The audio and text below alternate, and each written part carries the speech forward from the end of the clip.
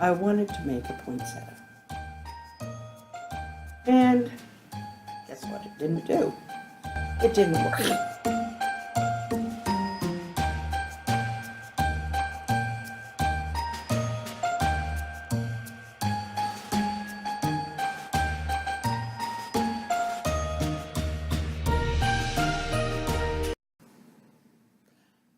One thing I put some of my time into was trying to start this year's ornament, because I make everybody an ornament.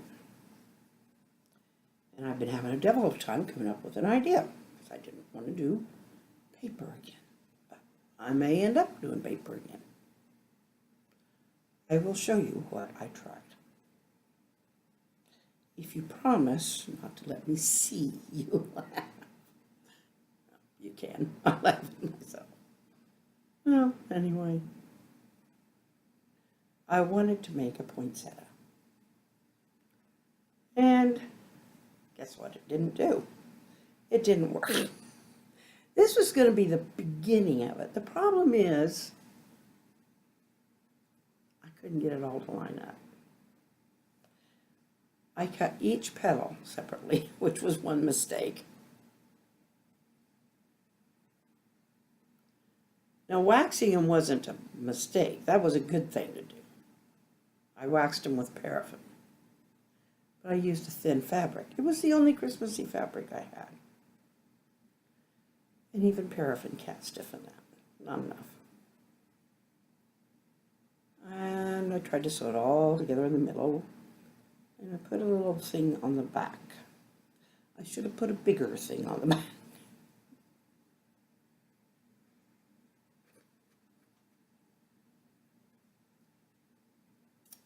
Next. So what were you doing yesterday? Writing. Writing? Well, I do write. A lot.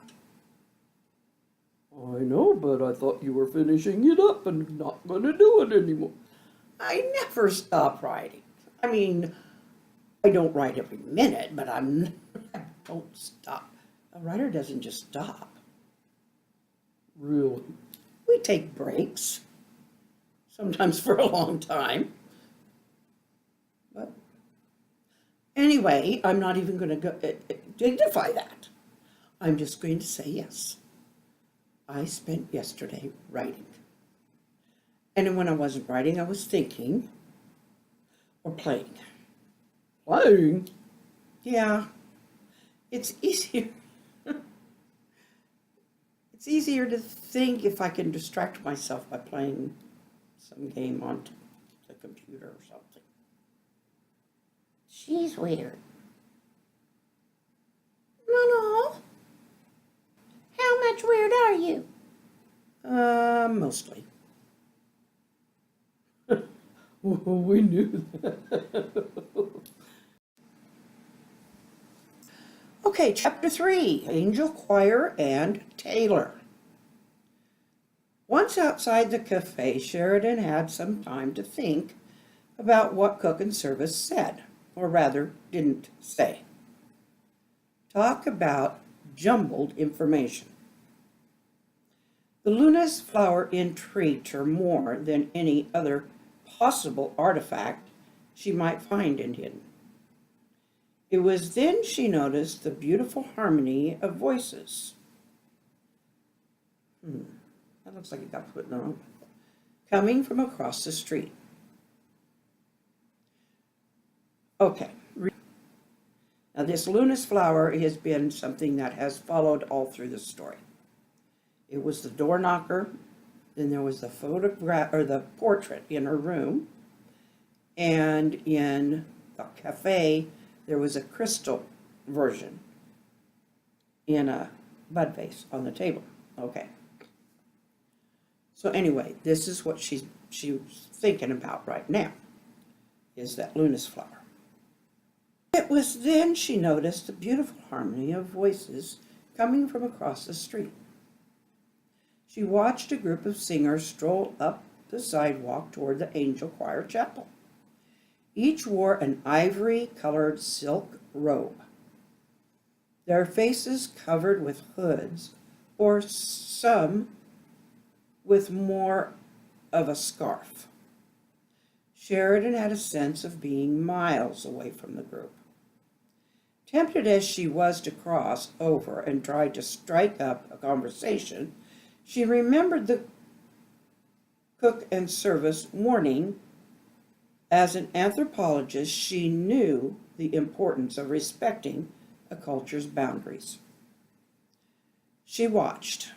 As they got closer to the chapel, they never once looked in her direction. They didn't seem to notice anything outside their group. Sheridan studied their uniformity of dress and realized they weren't all the same. Each robe bore its own design of jewelry and style. Some wore smocks over skirts. Some wore full robes, while yet others wore tunics and pants. Each had a hood or scarf, and all were made of ivory silk. She saw jeweled designs on each one, some costumes encrusted with jewels and tatted lace, while others, members' clothing, were much less lavish. The only visible parts she could see were their hands, that they clasped in front of their faces as if in prayer. She stood in awe at the various skin tones. Every possible color of skin in the world walked in that group. It was a moment of divine realization for Sheridan. Tears welled up in her eyes. She watched to see where they entered the chapel. She'd expected them to go through a door to the back of the building. Instead, their numbers deleted slowly and inexplicably. She tried to cross the street against advice and found herself back where she started. "I'm hallucinating," she said aloud. "What did they give me in that cafe?" Suddenly she felt she was not in an earthly place at all. Was hidden a commune serving up hallucinogenic mushrooms in their tea? She looked across the street at the Angel Choir Chapel, and then behind her at the cafe. For a moment she was soaring on a plane above her own consciousness. She reached for the handle of the cafe door and had to grab for the outside jamb instead. She'd never felt more outside of herself. She felt as if she would collapse. Then she felt the wood under her feet and returned to her body. She felt hands steady her as she teetered. "Sheridan, you look pale as a ghost. I think you'd better come back in and sit for a little while," she heard Vida's voice. Remember, Vida is Service's name. The inside of the cafe was warm and friendly feeling, but Sheridan didn't know what or who to trust. "What did you give me? I've never felt like that before in my life." Sheridan's voice shook. "Just some tea and breakfast," Cook replied, sounding concerned. "Yes, honey, what happened to you out there?" "Service, let's get her to sit down before we grill her." They led her to a chair near the door. "I could have sworn I was hallucinating. The angel choir disappeared into the chapel through the wall or something. I tried to cross the street and I ended up here. Then I got woozy. I've never felt that way before, not even when I was in the hospital with a concussion and my equilibrium was off because of an inner ear injury." "When was that, dear?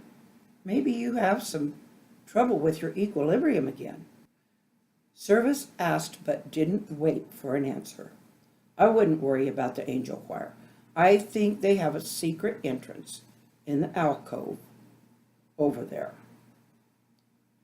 I saw you try to cross the street, and then you started stumbling and looked like you had lost direction.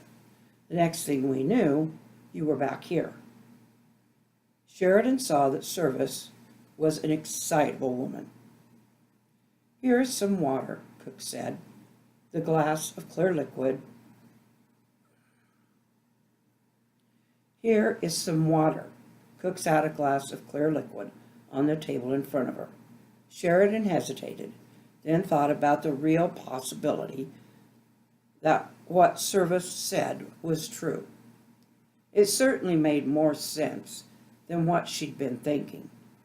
She took a sip and felt the refreshing cold liquid. She drank the rest of the water down as if she'd been back in the desert. Feeling better? Service and Cook spoke in unison. For the first time, she took her mind off the things around her and thought of the people. Hidden was a curious place, but the people were even more of a mystery. They were her target to study, but she felt drawn into their lives, much in the same way Sarai's clan welcomed her in the desert. Sarai had been her most trusted friend in Egypt. The elder woman took the roles of mother, sister, confidant, and counselor for her there. Sheridan loved her dearly. Sarai not only welcomed Sheridan as one of her own, she had also adopted Mark as well. In fact, Sarai saw to it that every member of the tribe, from elder to infant, welcomed them as a family. And we are the Fralins and friends. I think I might use that. I'm thinking of changing our name to that because AKA GK Fralin, a friendly community, is so long for people to remember and identify with. So it wouldn't change, I don't think it would change anybody's subscription or notifications. It just would be, I would go into Google and change my username. It shouldn't change any of your subscriptions, but it will look, but the name will be different. I'm going to try it, think about it, and see what happens.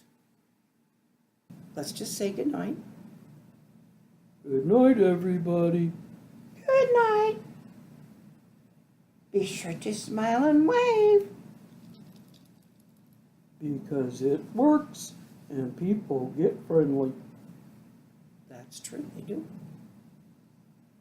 We love you all. Good night. And we will see you tomorrow.